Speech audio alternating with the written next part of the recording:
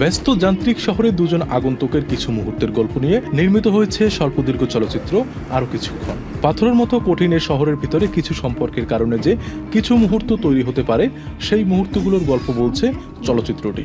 স্বল্পদীর্ঘ চলচ্চিত্রটি নির্মাণ করেছেন নির্মাতা রুবায়েত মাহমুদ। আরও কিছুক্ষণ প্রসঙ্গে নির্মাতা রুবায়েত মাহমুদ বলেন, এই গল্পটা আসলে খুব যেহেতু সাধারণ একটা গল্প নিয়ে আমাদের এই ফিল্মটা, সাধারণ গল্প বলতে ঢাকা শহরে তো আসলে অনেকগুলি লেয়ার, গুলশান বনানীর একটা অংশ বা বিভিন্ন শ্রেণীর মানুষ ঢাকা শহরে থাকে। স্বল্পদৈর্ঘ্য চলচ্চিত্রটির নারী প্রধান চরিত্রে অভিনয় করেছেন সাদিয়া আয়মান।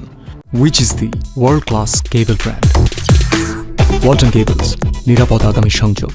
গল্পের আবেগ, সম্পর্ক, চরিত্রগুলোর সূক্ষ্ম অনুভূতিগুলো পর্দায় তুলে ধরার ক্ষেত্রে তার অভিনয় গুরুত্বপূর্ণ ভূমিকা রেখেছে। চরিত্রটি নিয়ে সাদিয়া আয়মান জানান, কাজটা হচ্ছে আসলে গত বছরে শুট করা। এটা আমাদের ডিরেক্টর রুবায়েত মাহমুদের স্পেশাল যদি বলি, একদম এক্সপেরিমেন্টাল একটা কাজ। আপনারা দেখেছেন যে গল্পে মূল পাত্রপাত্রী একদম সাধারণ লুকে, আমিও খুব বেশি, আমার মনে মেকআপই ছিল না, একদম ন্যাচারাল একটা মেয়ে টাঙ্গাইল থেকে আসছে এসে। এছাড়া চলচ্চিত্রটিতে প্রধান পুরুষ চরিত্রে অভিনয় করেছেন শফিন আহমেদ। অভিনয়ের ক্ষেত্রে এটি তার জন্য একটি ভিন্ন অভিজ্ঞতা। আরও কিছুক্ষণ প্রসঙ্গে শফিন আহমেদ বলেন, আমার জন্য আসলে এটা এক ধরনের নতুন এক্সপিরিয়েন্স। এক্সপিরিয়েন্স বলতে হচ্ছে এই যে এতগুলো ক্যামেরার সামনে কথা বলতেছি, এটা একদমই নতুন এক্সপিরিয়েন্স।